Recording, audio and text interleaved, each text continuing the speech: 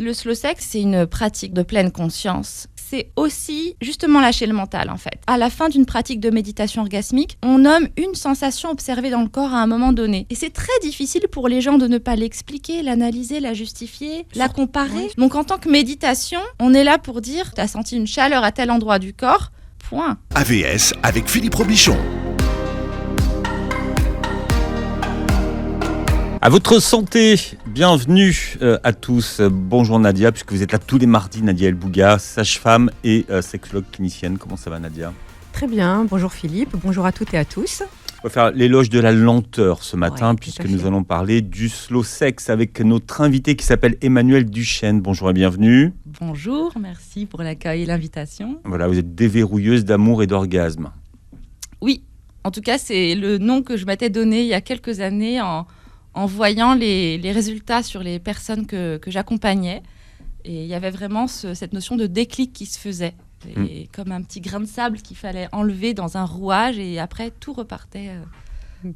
Alors vous dites que c'est le nom que vous donniez il y a quelques années, c'est plus vrai aujourd'hui ? Aujourd'hui, je me sens verrouillée en fait. Ah, c'est vous qui êtes verrouillée ? C'est moi qui ai besoin d'être accompagnée.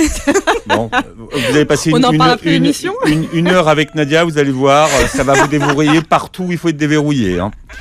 Alors, vous êtes enseignante de méditation orgasmique, on va expliquer les mots, je vous rassure ce matin, fondatrice du collectif Slow Sex Love Life, et vous êtes auteur du livre que Nadia montre à la caméra, puisque l'émission est filmée, qui s'appelle 50 exercices de slow love et sex méditation. Alors, déjà, ce qu'on appelle le slow sex, parce qu'on a toujours l'impression que tout le monde connaît tous les mots, mais c'est pas vrai, on définit, en français, ça donne quoi le slow sex ? La sexualité en conscience. Oui, c'est pas le sexe lent. Hein. Non. J'ai expliqué à Maître Serran que ça n'avait rien à voir avec ça. Sexualité en conscience. Alors, c'est un concept qui a été inventé par qui ? Alors, c'est... ça y est, j'ai un trou déjà. C'est Diana Richardson. C'est ça, merci, voilà. Non, avant elle, c'est un sociologue,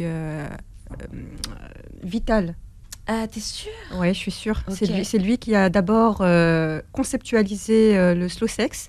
C'est Aldo ou... Alors, je vais retrouver son prénom, mais en tout cas, il s'appelle Joe ? Non, c'est pas Joe. Non, okay. Vital, c'est sûr, c'est lui qui a d'abord mis ça en place. Et ensuite, il y a eu une Américaine qui a repris des ateliers, qui a créé même un institut. Okay. Nicole Didon. Ah oui, alors ça, on est sur la méditation orgasmique. Voilà. Et après, il y a Diana Richardson. Ok, alors c'est fou, tu m'apprends des choses.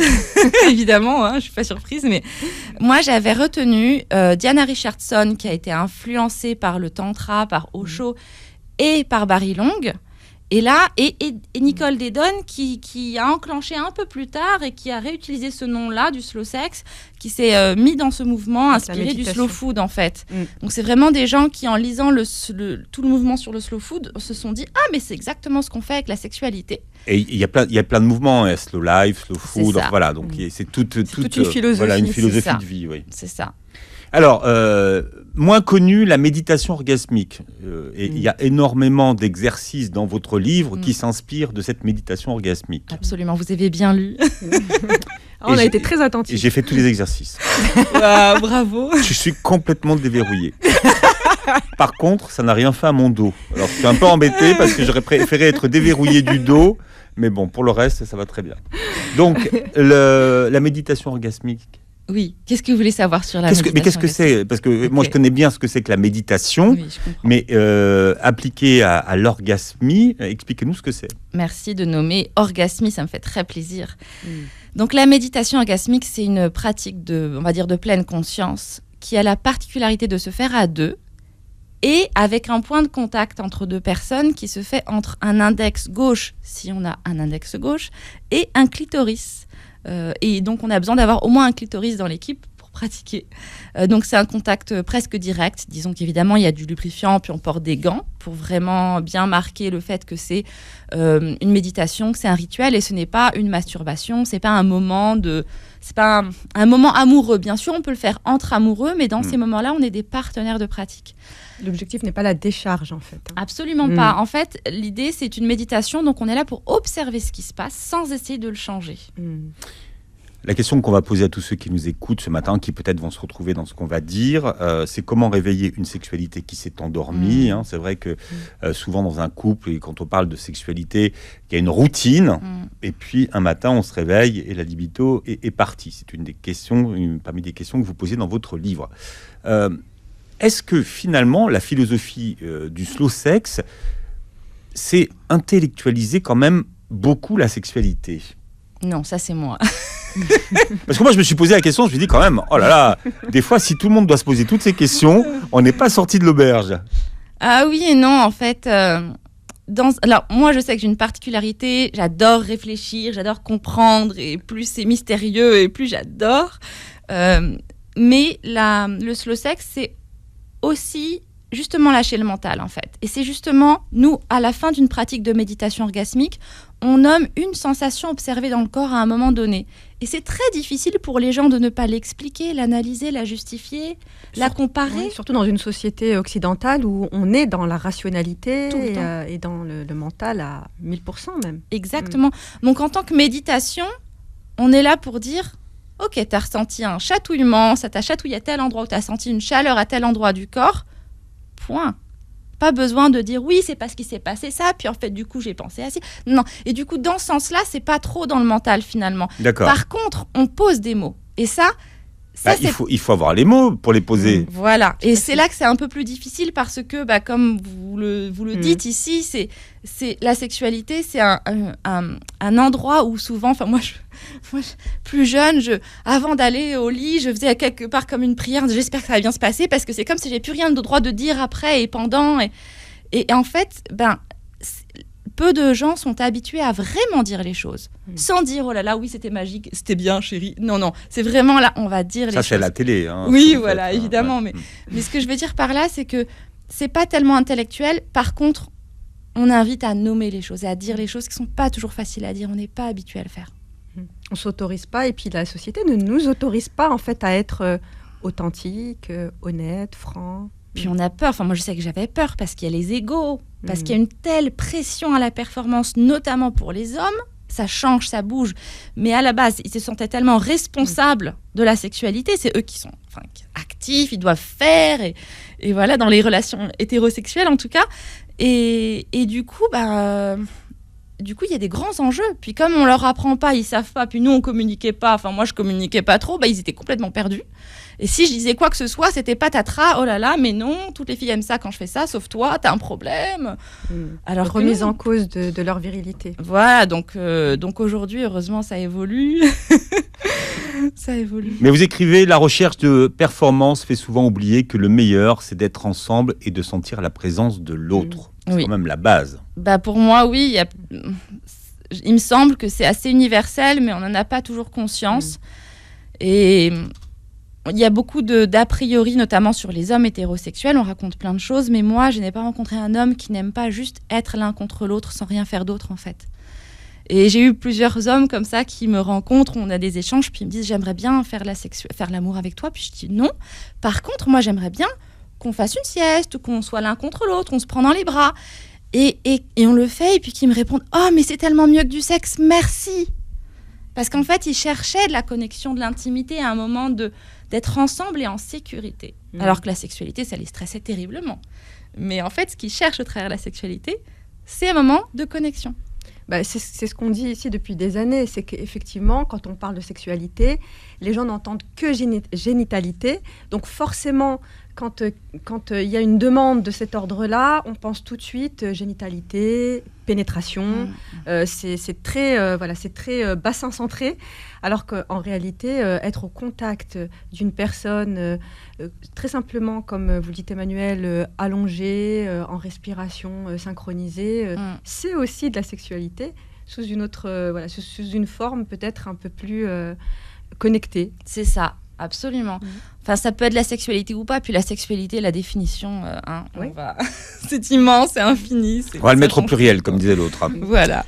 Ce que vous expliquez dans votre livre, parce que c'est un livre d'exercices, il y a 50 exercices, mais c'est des exercices à faire en vrai, vous allez voir. Dans la vraie vie, les changements n'arrivent pas comme par magie. Donc c'est pas, on claque pas dans les doigts et ça change du jour au lendemain. C'est slowly. Ça veut dire petit par petit. C'est en pratiquant les exercices que ça change. Alors oui, c'est-à-dire qu'il y a les deux. C'est-à-dire qu'au début, vous m'avez présenté comme déverrouilleuse d'amour et d'orgasme. Et donc, des fois, il y a un petit quelque chose, il y a un petit déclic. Au début, quand même, qui se passe, oui. En tout cas, ça peut. Parfois, il y a des couples où tout va bien, ils s'aiment. Et en fait, il y a juste un petit ajustement. En fait. Et du coup, ça peut bloquer beaucoup. Mais une fois qu'on a trouvé ce petit grain de sable, tout va bien. Et par contre, c'est vrai que pour beaucoup de personnes, c'est une pratique à vivre tous les jours. C'est pas une destination. On n'est pas d'un coup, j'ai fini, j'ai plus besoin de faire quoi que ce soit.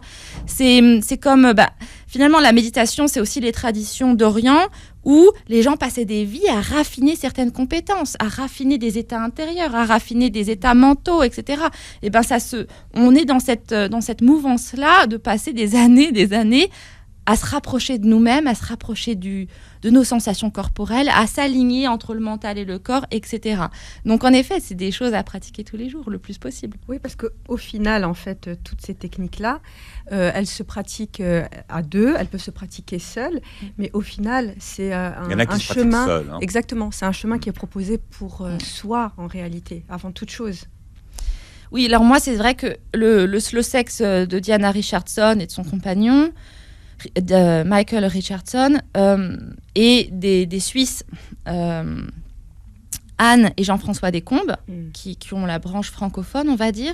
C'est vraiment... Nous avons déjà accueilli, d'ailleurs, sur oui, et qui ont traduit justement les œuvres de Diana Richardson. De Diana Richardson, ouais, tout à fait. Eux, ils s'adressent vraiment aux couples. Et en particulier même hétérosexuels. Bien sûr, c'est adaptable aux couples homosexuels, mais vraiment, c'est de là qu'ils viennent, c'est qui ils sont.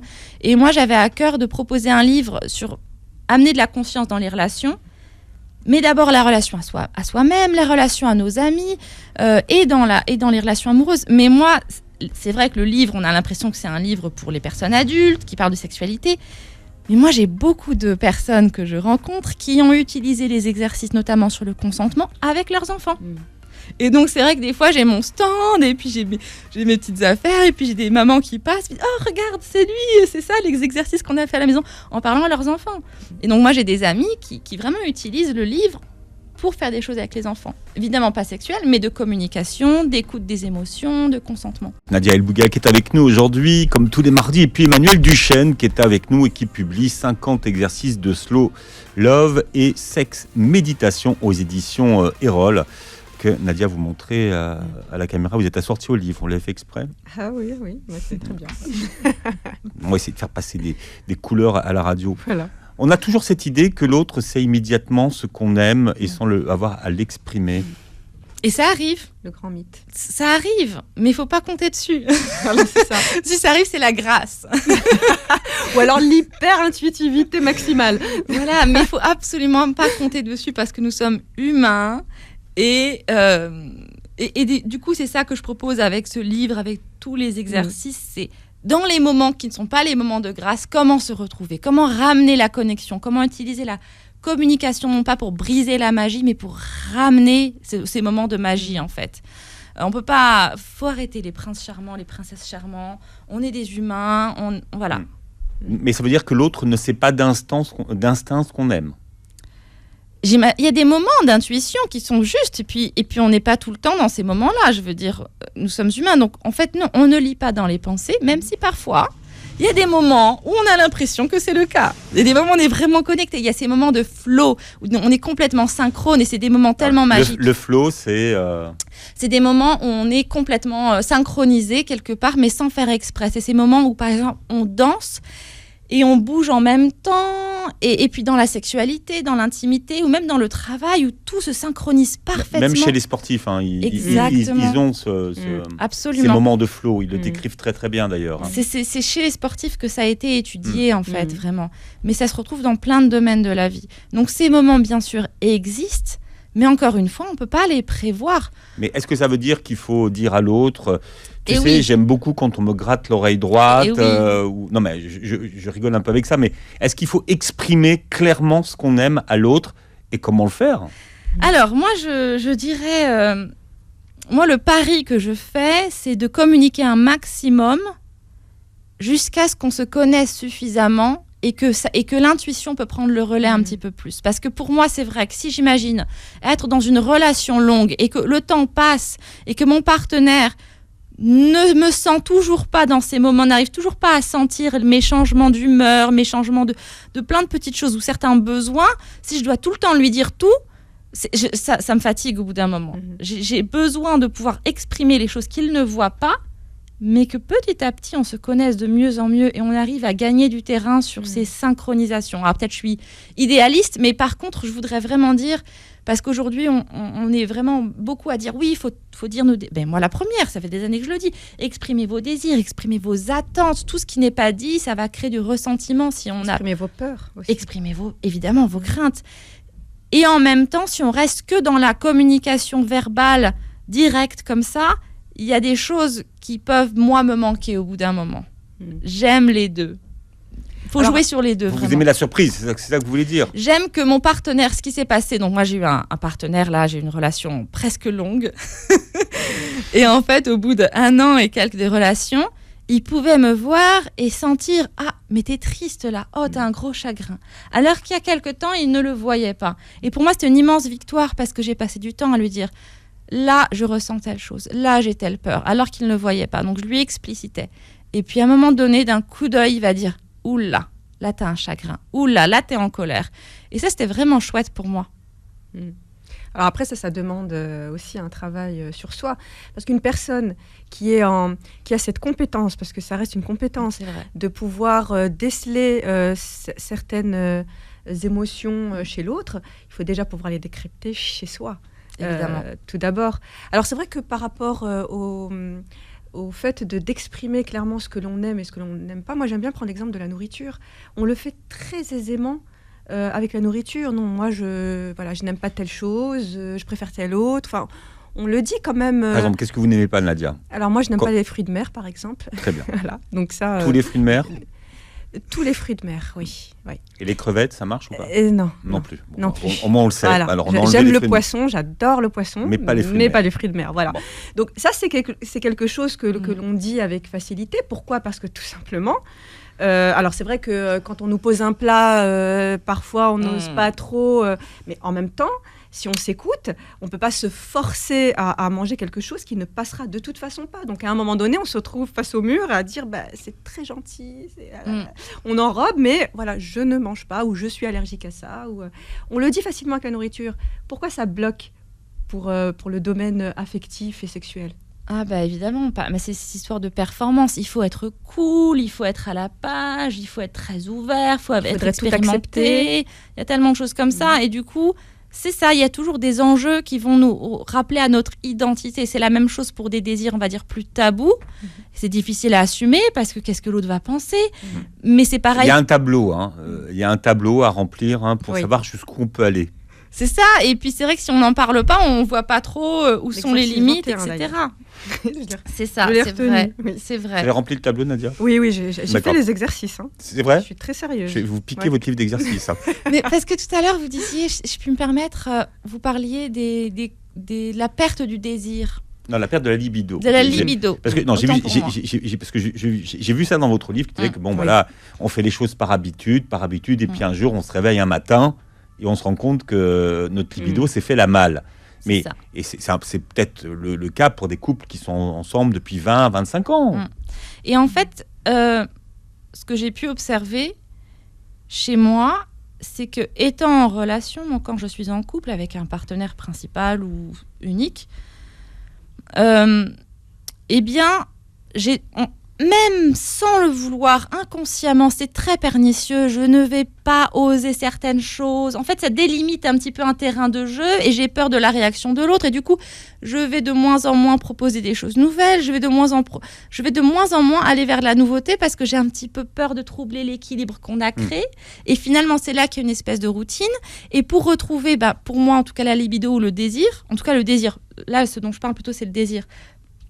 C'est d'oser prendre des risques, c'est d'oser se montrer à nu, d'oser dire il y a telle chose en fait qui me titille depuis un petit moment que j'ose pas trop dire. Et finalement, oui, j'ai peut-être peur de la réaction de l'autre, de son jugement, mais quand on est en sécurité, eh bien l'autre peut dire mais moi ça m'intéresse pas, mais je suis contente de savoir que il se passe des choses de ton côté, que tu t'intéresses à des choses, peut-être plus tard.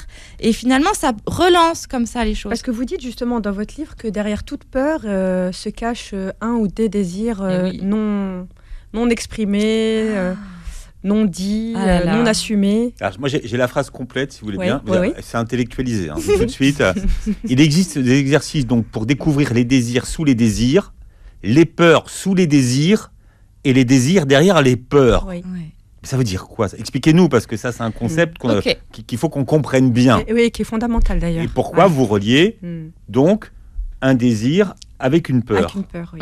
Alors, là, on va vraiment dans la philosophie. Ouais. On rentre dans le dur. C'est ça. Donc, moi, c'est vraiment dans les livres autour de la spiritualité qu'on dit il y a deux choses qui nous motivent. Il y a l'élan d'amour ou de désir et l'élan de fuite ou de peur. Donc, c'est les deux choses qui nous motivent. Et on dit aussi l'opposé de la haine, ce n'est pas l'amour, c'est l'indifférence. Donc, si j'ai une réaction de peur, ce n'est pas de l'indifférence. Donc, tout ce qui n'est pas de l'indifférence, c'est de l'amour ou du désir, qui peut être frustré, qui peut justement avoir peur parce que ça nous fait prendre des risques, parce qu'on va s'exposer émotionnellement. Ça, c'est les travaux de Brené Brown qui en parlent beaucoup, de la vulnérabilité. Et du coup, moi, quand j'ai... Justement, parlons de nourriture. Il y a peut-être, tu vois, moi, je sais pas, il y a des choses que je n'aime pas. Le melon, par exemple. Je n'aime pas le melon. On me met du melon sous les yeux, j'y suis indifférente. Voilà, ça ne me fait rien. Donc... Mais ça vous dégoûte pas? Non, c'est ça. Donc, il n'y a pas d'enjeu. Donc, je peux dire non, merci. Par contre, s'il y a quelque chose qui vient me créer une émotion forte, alors ça va pas être de la nourriture, mais une personne ou quelque chose, j'ai envie de faire un cours, un atelier ou un enseignant, quelque chose comme ça, et que là, chez moi, il y a « Oh là là, mais non, oh là là, mais j'ai peur et je sais pas quoi », ça vient chercher quelque chose chez moi. Ce n'est pas de l'indifférence. Donc, il y a quelque chose à l'intérieur de moi. Il y a à la fois un intérêt et de la peur. Et donc, dès lors que je sens chez moi qu'il y a une réaction comme ça, je sais que j'ai besoin de trouver quelle est ma peur, comment la rassurer, de quoi j'ai besoin pour pouvoir aller vers mon désir sans me brusquer et me faire du mal au final. Et de trouver quel est donc le désir qui se cache derrière cette peur, c'est ça? C'est ça, exactement. Mais moi, je vais vous dire des confidences terribles. Ah, allons-y. Instant confidence. Mireille Dumas sort de ce corps. Il y a encore quelques mois, je disais ça à mes amis très proches. C'est un secret, tu le dis à personne. Non, mais là, on est entre nous. Oui, c'est ça. On n'est que tous les trois. Mais en parlant de désir, justement, et inconscient, mais j'arrive pas. Ma grand-mère va écouter. Hein. Vous savez, ma grand-mère elle est à Nantes et Beurre FM. J'ai pas trouvé la fréquence. Gisèle. Hello Gisèle, salam alaikum. On adore les Bretons. Voilà, c'est ça. Et donc, moi, je n'ai jamais eu envie de me marier. Ça ne m'a jamais parlé. Et là, je comprends que votre grand-mère va râler, hein, ça c'est sûr. Là, Gisèle, elle va sortir Elle, c'est le mariage. Le crucifix. Elle, c'est à vie. À vie. Elle dit, son mari est décédé, elle aurait pu refaire sa vie. Elle dit, non, mais moi, je me suis mariée pour la vie. Et moi, je suis toujours vivante, donc je suis toujours avec lui. Je vais le rejoindre bientôt. Bref. Moi, le mariage, ça n'a jamais été mon truc. Comme moi, c'est vraiment Groucho Marx. Le mariage est une institution qui veut s'intéresser à mélanger une institution avec sa vie privée. Donc moi, je suis vraiment là-dedans. Et ma liberté avant tout, blablabla, etc. Et puis j'ai rencontré cette personne il y a 1 an et demi. Et puis on fait notre vie. Puis j'étais là. Oh, mais si l'engagement, ça m'intéresse. J'ai jamais fait ça. Oh, mais la monogamie, mais ah oui, je suis très curieuse. J'ai envie de vivre ça, etc. Et puis voilà. Et puis je fais mon bonhomme de chemin, de vie. Et puis je fais des rêves. Des rêves avec des robes de mariée. Puis je fais des rêves comme ça. Puis c'est bizarre. Puis je comprends pas. Puis mon cerveau, au bout d'un moment, il connecte les points. Puis je dis, mais c'est quoi ce truc? J'ai envie de me marier. Et lui, il s'était marié avant. Donc d'une peur. Du rejet. Je faisais Vous avez switché sur finalement quel est mon désir profond. Exactement. L'engagement avec quelqu'un. Oui. Évidemment, il m'a quittée. J'ai juste pu sentir mon désir. Ouh là là, maintenant, on s'éloigne un petit peu. Voilà, et on parle du slow sex ce matin avec Emmanuel Duchesne, qui est notre invité. Les puristes vont se demander pourquoi vous avez associé Mère Teresa au slow sex. Quand même. Là, je veux dire, franchement, vous exagérez un peu. C'est pas moi, c'est des amis, plusieurs, qui m'ont dit tu es un mélange entre, comment ils avaient dit, Mère Teresa et je sais plus quoi en rapport avec la sexualité. Et oui, c'est parce que c'est vrai que moi, j'ai envie que toutes ces belles choses que j'ai découvertes soient accessibles au plus grand nombre. Et donc, il y a vraiment cette notion... Ça partait de la prière de Mère Teresa, quand même. Écoutez, c'est vrai. Ça parlait de l'écoute, puisque vrai, quand elle prie, elle écoute. Voilà. C'est ça. On lui a demandé comment vous priez, et elle dit, quand je prie, j'écoute. Et nous, et ce que je propose... Et après, on lui demande, qu'est-ce que Dieu vous dit ? Et elle dit, il m'écoute. C'est beau. En gros, c'est ça. Qu'est-ce que Dieu vous répond ? Le journaliste lui dit. Qu'est-ce que Dieu vous répond ? Et Dieu m'écoute. En fait, voilà, ce qu'elle explique, c'est que dans son sens à elle, en fait, elle prie, donc elle demande à Dieu et Dieu écoute. Et à l'inverse, dit qu'est-ce que Dieu, dans ce cas-là, vous répond ? Elle dit Dieu, moi j'écoute. En fait, dans les deux sens, c'est une écoute active. C'est ça. Et c'est vraiment aussi ça pour moi, le slow sex. Ce sont des moments d'écoute. Et c'est vraiment, avant d'entendre quelque chose, il faut commencer à écouter. Et on commence par écouter ce qui est, et parfois c'est entre guillemets du silence. Parfois ça semble être du silence. Mais il faut bien passer par du silence pour commencer à entendre un murmure. C'est vraiment aussi ce que je dis quand je dis les petits ruisseaux font les grandes rivières. Au début, c'est imperceptible parce qu'on parle de sensations très subtiles qui peuvent être intenses. Mais avant d'être intenses, il faut les écouter là où elles sont. Et pour ça, il faut créer de l'espace, il faut créer du silence. Et donc, il faut accepter des fois ce qui semble être le long désert de l'ennui où rien ne se passe. Et c'est vrai qu'aujourd'hui, dans notre culture de la sexualité, de la performance, de plus en plus d'objets sexuels, de positions, enfin de plein de choses, finalement, nous, on arrête tout. On écoute. On se pose, on ralentit. Et on est disponible pour quelque chose qui peut venir. Et l'idée, c'est aussi ça, c'est de faire confiance que même si on ne fait rien pour recouvrir le silence, pour agiter, et s'assurer qu'il va se passer des choses super, on accepte qu'il ne se passe rien pour être disponible au moment où quelque chose vient à nous. Et c'est vraiment, en ce moment, je suis des enseignements où les gens parlent en termes de masculin, féminin. Je déteste faire ça, j'évite au maximum. Mais bon, là, je vais les paraphraser. Il y a cette notion attribuée au masculin qui est d'aller chercher, d'être proactif. Et puis, il y a la façon d'être qu'eux mettent au féminin qui est de laisser venir. Et du coup, finalement, c'est très intéressant. Moi, en ce moment, je suis dans une période où je sors d'une période où j'étais très fatiguée. Je me remets au travail et je lutte avec moi-même pour laisser venir plutôt que d'aller chercher l'inspiration, le moment, l'énergie de faire du travail. Et je me dis, non, Emmanuel, tu vas déjà aller te promener, aller faire des choses qui te font du bien. Et à un moment donné, tu vas trouver ça génial d'aller sur ton ordinateur pendant 3 heures. Alors que normalement, je me dis, dès le matin, il faut que je mette à l'ordinateur, j'ai plein de trucs à faire, c'est urgent, c'est important. Et maintenant, je fais, non, d'abord, tu vas attendre que tu aies envie. Alors oui, 2 choses. Par rapport au masculin-féminin, juste pour préciser, évidemment, le masculin et le féminin, ce n'est pas homme-femme. Chez un homme, il y a du féminin également, comme chez une femme, il y a du masculin. C'est juste pour pouvoir compléter ce que vous dites. Et autre chose, effectivement, par rapport à l'écoute, on pense savoir écouter, mais en réalité, on élabore déjà la réponse tellement. À l'interlocuteur ou l'interlocutrice qui est face à nous, en fait. Donc, on ne sait pas écouter. Moi, la première. Tu as vu déjà presque là, je suis presque à te couper la parole. Tellement je suis d'accord, je te laisse même pas finir. Je suis là. Alors que moi qui n'étais pas d'accord, je n'ai rien dit et j'ai laissé un grand moment de solitude en me disant non. Je ne vais pas rentrer avec Nadia dans cette discussion. Je la laisse parce que je connais le début, je connais la fin. Sur la pénétration, pour rebondir sur ce que vous avez dit là-dessus, vous proposez un exercice d'inverser les choses. Plutôt que de pénétrer, d'absorber. Alors, vous expliquez le concept qui peut échapper à des gens. Oui, bien sûr. Et alors, aujourd'hui, j'ai la joie de partager le fait que depuis 1 an ou 2, on parle de circlusion. Donc maintenant, on a un terme technique précis pour parler de ça. Alors, je connais la circlusion, Emmanuel. Conceptualisée par Bini Adamsak, tout à fait. qui est une artiste et sociologue. Voilà, donc je vous laisse. Voilà. Donc moi, avant de découvrir ce terme, je parlais d'absorption. Alors, je pense que tu pourras m'appuyer et me parler de ton expérience en tant que sage-femme, sexologue, etc. Moi, je parle à partir de mon vécu. Donc là, je vais vous parler des choses encore plus intimes, évidemment. C'est la journée. C'est très bien. Gisèle, vous écoutez ? Prenez le crucifix en main.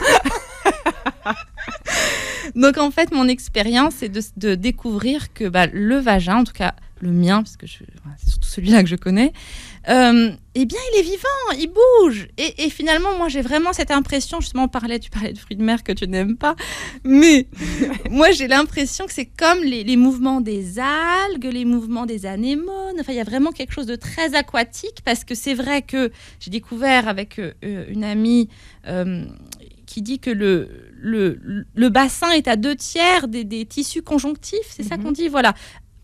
Comme les fascias, en fait, c'est des tissus qui sont pleins d'eau, qui sont très élastiques et qui bougent avec des effets de glissement. Donc, on a 2 types de muscles. On a les muscles avec des stries, c'est ça, et puis les muscles striés, les muscles lisses. Et les lisses et les striés. Et du coup, dans cette zone-là, ce n'est pas comme les muscles Enfin, il y a dans le bassin des muscles qu'on peut contrôler, comme ça, évidemment, le périnée, etc. Mais il y a beaucoup d'autres muscles qui sont beaucoup plus autonomes, qui réagissent à une autre partie du système nerveux. Et c'est dans les moments où moi j'arrête de faire, j'arrête de contrôler et je laisse faire mon corps et notamment mon vagin, puisque là on parle de pénétration. Et là, il bouge, il fait sa vie, il fait ses trucs et moi je peux juste le sentir.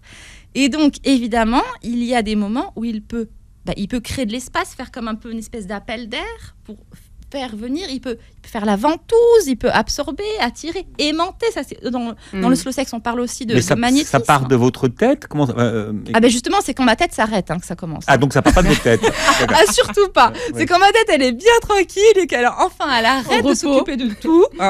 Et que j'accepte ce moment de silence ou de vide où il se passe plus rien. Et à un moment donné, hop, il y a une petite sensation. Et donc, moi, j'ai expérimenté avec les doigts qui sont un peu plus précis et de pouvoir sentir mon partenaire comme moi, une paroi de mon vagin qui caresse son doigt. Ou bien mon clitoris parfois qui va, lui, se caresser sur le doigt qui, lui, est immobile ou faire des petits tapotis, en fait. Et du coup, justement, moi, c'est pour ça que masculin, féminin, j'aime bien aussi déconstruire tout ça parce qu'au final, mon sexe, qui est un sexe féminin, il est actif, il bouge, il fait des choses. Il passe pas par le même canal, il passe pas par la tête qui lui commande des choses, mais il est très vivant et très actif. Et il fait ça tout seul, parce que c'est juste pour qu'on comprenne le concept. Écoute... je me passe du point de vue des hommes, si vous voulez bien. L'exemple de la maïzena. Oui, en fait... Oh là là, j'ai peur. Je vous retrouve tout à l'heure. Ah non, moi, rien que le mot maïzena, j'ai peur. Pour mieux comprendre, je pense que c'est... la fécule de maïs. Peuvent faire l'expérience à la maison. Oui. Il faut la faire d'ailleurs. Donc, s'il vous plaît, prenez un bol. Prenez de la fécule de maïs ou de la maïzena, un petit pot, recouvrez d'eau et puis posez votre doigt et sentez la surface de contact avec donc cette farine, cette fécule. Sans bouger. Voilà, et sans bouger. Et vous allez observer ce qui se passe. Et en fait, est-ce que je le dis ou pas du coup ? Oui. Je le dis. Et en fait, ce qui se passe, c'est que ça se dérobe sous le doigt, ça crée de l'espace sous le doigt. Et donc, on sent comme si on avait le doigt un petit peu dans un sablier ou quelque chose. C'est ça. Comme dans du sable mouvant, c'est en fait. Ça, il y a une exactement. absorption qui se fait, en fait. Et plus on va lentement, plus il y a cet espace qui se crée entre le doigt et la surface. Et si, par contre, on met de la pression et qu'on veut aller dur et fort, ça se durcit. Exactement. Et donc, moi, mon corps, il réagit un petit peu comme ça. En fait, ce que dit Emmanuel... On verra l'audience qu'on a au nombre de paquets de maïzena qui seront vendus tout à l'heure, là. Voilà. Non, ce que dit Emmanuel est très important. Bon, évidemment... on a parlé à plusieurs reprises de ce paradigme de la pénétration qui place les hommes dans une posture active et les femmes dans une posture passive. D'ailleurs, moi, je ne parle plus de pénétration, je parle d'intromission, parce que là, on est dans une espèce de neutralité sémantique, enfin bref. Et donc, du coup, la circulusion remet en fait de l'actif dans le féminin, en fait, parce que là, pour le coup, c'est le vagin qui absorbe, comme vous le dites très justement, le pénis. Et donc, du coup, il y a une égalité dans la relation. Et c'est très important parce que ça opère un changement de paradigme.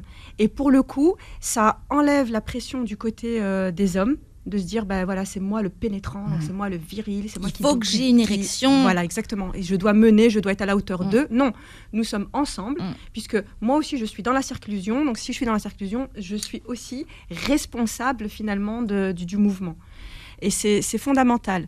C'est fondamental parce que je pense qu'on on fait partie des rares qui avons parlé il y a quelques années, lorsque nous avons invité justement le couple Descombes, de la pénétration sur pénis en absence d'érection.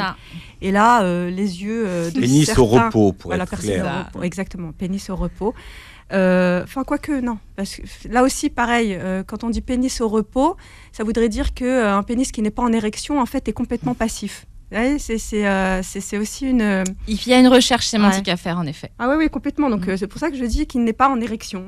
Là, je reste mécanique parce que voilà, c'est un mécanisme physiologique, l'érection.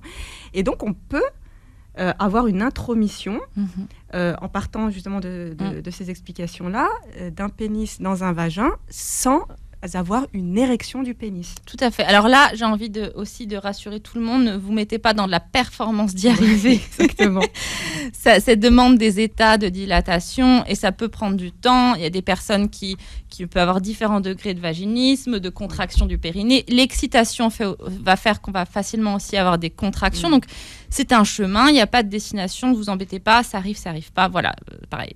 Et justement, pour les personnes qui ont des pénis, moi, j'ai appris, je ne sais plus où d'ailleurs, que ce qu'il y a de plus, d'après ces gens-là, ce qui est plus intéressant, ce n'est pas l'érection complète, c'est plutôt, c'est dans le slow sex justement, une érection à environ 80%.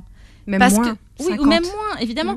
En fait, l'idée, c'est que si on est dans un extrême d'érection, c'est une tension en fait, et c'est beaucoup moins plastique, c'est moins vivant en fait. Alors, ce qui est intéressant, notamment en slow sex, dans l'immobilité, c'est que le corps ne bouge plus, mais les sexes qui ont cet aspect de mouvement autonome que nous ne contrôlons pas. Le pénis, évidemment, il va fluctuer dans son érection un peu plus, un peu moins, il bouge. Et c'est ça qui moi, me fait complètement partir en extase, c'est d'observer ces tissus qui bougent tout seuls, en fait.